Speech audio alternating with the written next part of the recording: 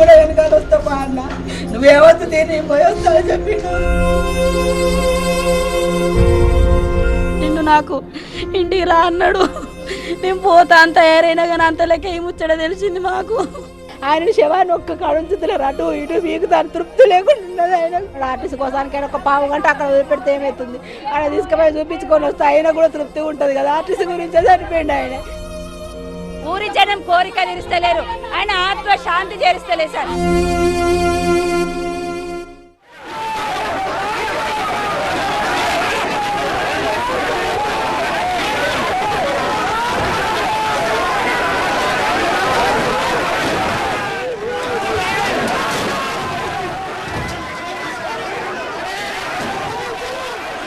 వరంగల్ జిల్లా ముత్తోజిపేటలో ఉద్రిక్తత పరిస్థితులు చోటు చేసుకున్నాయి. RTC driver Shankar Goud dead బాడీని నర్సంపేట డిపోకి తరలించేందుకు ప్రయత్నిస్తున్నారు కార్మికులు. పోలీసులు వారిని అడ్డుకునే ప్రయత్నం చేస్తున్నారు. ఈ నేపథ్యంలోనే ముత్తోజిపేటలో ఉద్రిక్తత పరిస్థితులు చోటు చేసుకున్నాయి. మనం విజువల్స్ లో చూడొచ్చు పరిస్థితి ఏ స్థాయిలో ఉంది అనేది. డెడ్ బాడీకి డిపో దగ్గరే కడసారి నివాళులు అర్పిస్తామంటున్నారు కార్మికులు.